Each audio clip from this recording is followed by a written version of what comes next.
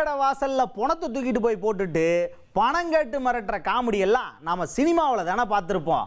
ஆனா இங்க ஒருத்தர் அதை ரியலாவே பண்ணிட்டாரு.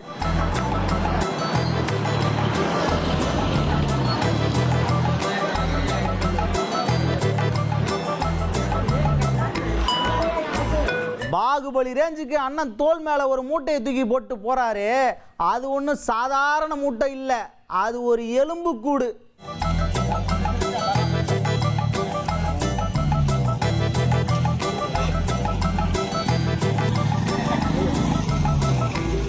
அட நிஜமா தாங்க சொல்றேன். சுடுகாட்டுக்கு போய் பணத்தை தோண்டி எடுத்துட்டு வந்து அண்ணன் ஏரியாவையே எகிர வச்சுட்டாப்ல. மம்மி ரிட்டர்ன்ஸ் மாதிரி பணத்தை தோண்டி எடுத்துட்டு வந்த இந்த அண்ணனோட திகில் பின்னணி என்னன்னு பார்க்கலாம் வாங்க. எலும்பு கூடோட நடு ரோட்ல கெத்தா வாக்கிங் போற அண்ணனோட பேரு ஜீத்து முண்டா. 50 வயசு ஆகுது. ஒடிசா மாநிலம் மல்லிபாஷி தான் அண்ணனோட சொந்த ஊர். கடந்த 2 மாசத்துக்கு முன்னாடி அண்ணனோட அக்கா அவங்க வந்து இறந்து போயிட்டாங்க. அவங்கள நல்லபடியாக அடக்கெல்லாம் பண்ணி முடிச்சாச்சு. அப்போதான் தெரிஞ்சுது அண்ணனுக்கு ஒரு விஷயம். என்னன்னா அண்ணனோட அக்கா பேர்ல 20,000 ரூபா பணம் பேங்க்ல இருந்திருக்கு. உடனே வீட்டில் இருந்த பாஸ்புக்கை அடிச்சு புடிச்சு தேடி எடுத்துக்கிட்டு பேங்க்குக்கு போய் சார் எங்க அக்கா பேர்ல ஒரு 20,000 ரூபா உங்க பேங்க்ல இருக்கு, அதை என்கிட்ட கொடுத்துருங்க அப்படின்னு கேட்டிருக்காரு. ஆனா பேங்க்காரங்க என்ன சொல்லியிருக்காங்கன்னா, ஐயா அக்கௌண்ட் ஹோல்டர், அதாவது வங்கி கணக்கு யார் பேர்ல இருக்கோ அவங்க நேரில் வந்தாதான் நாங்கள் பணம் தருவோம்னு சொல்லிட்டாங்க. ஐயோ சார், எங்கள் அக்கா இறந்து போயிட்டாங்க, அவங்க செத்து 2 மாதம் ஆகுது, செத்து போனவங்களை கூப்பிட்டு வந்தால் தான் பணம் தருவோன்னு சொன்னால் நான் என்ன சார் பண்ணுவேன் அப்படின்னு அவங்க கிட்ட கேட்டிருக்காரு.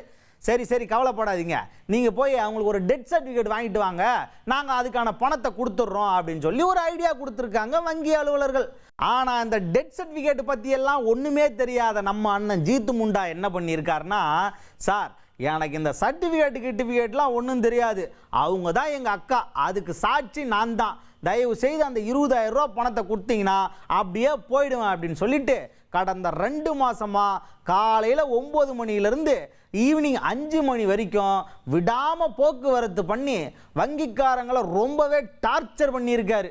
ஒரு கட்டத்தில் பேங்க் மேனேஜரே வந்து, ஐயா இப்படிலாம் பணம் தரக்கூடாது, நீங்கள் யார் பேரில் கணக்கு இருக்கோ அவங்கள நேரில் கூப்பிட்டு வாங்க, அப்போ தான் பணம் தருவோன்னு ரொம்ப ஸ்ட்ரிக்டாக சொல்லி அண்ணன் ஜீத்து முண்டாவை அங்கேருந்து அனுப்பி விட்டார். இதனால் கடுப்பான நம்ம அண்ணன் ஜீத்து முண்டா என்ன பண்ணார் தெரியுமா, செத்து போன அக்காவை கூப்பிட்டு வர சொன்னால் நான் எப்பட்றா கூப்பிட்டு வர்றது, இருங்க உங்களுக்கு ஒரு விஷயம் வச்சிருக்கேன் அப்படின்னு சொல்லிட்டு நேராக சுடுகாட்டுக்கு போய் 2 மாதத்துக்கு முன்னாடி புதைச்ச அக்காவை தோண்டி எடுத்திருக்காரு. வந்தது வெறும் எலும்பு கூடு தான், இருந்தாலும் பரவாயில்ல எல்லாம் அக்காவோட தானே அப்படின்னு சொல்லி அங்கிருந்த ஒரு துணியில வாரி மூட்டை கட்டி அப்படியே பாகுபலி ரேஞ்சுக்கு தோல்ல தூக்கிட்டு கொண்டு வந்துட்டாரு தெருவில்.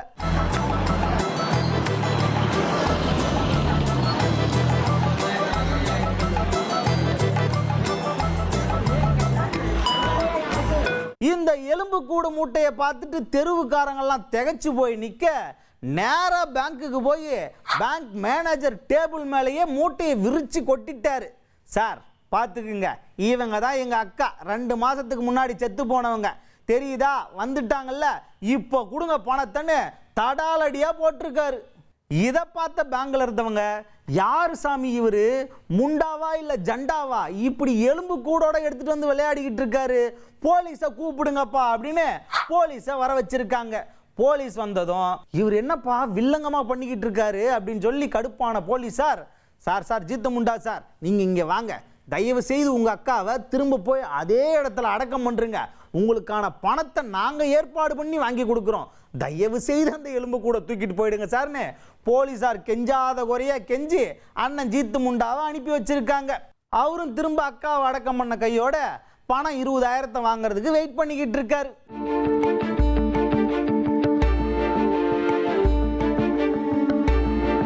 இதை பார்த்ததுக்கு அப்புறம் எல்லா நெட்டிசன்களும் என்ன பண்ண ஆரம்பிச்சிட்டாங்க தெரியுமா, இனிமே எந்த பேங்க் ஆஃபீஸர் ஆச்சும் டேட்டா என்ட்ரி போடுறதுக்கும் ஃபார்ம் ஃபில் பண்ணுறதுக்கும் பணம் எடுக்கிறதுக்கும் டிலே பண்ணீங்கன்னு வைங்களேன், உடனே எங்கள் ஜீத்து முண்டானனை கூப்பிட்டு வந்துடுவேன், அவர் அப்புறம் அக்கா எலும்பு கூடோட வந்துடுவார், பிரச்சனை ஆகி போயிடும் பார்த்துக்குங்கன்னு சொல்லி கமெண்ட்டுகளை தெரிவிக்க விட்டுக்கிட்டு இருக்காங்க.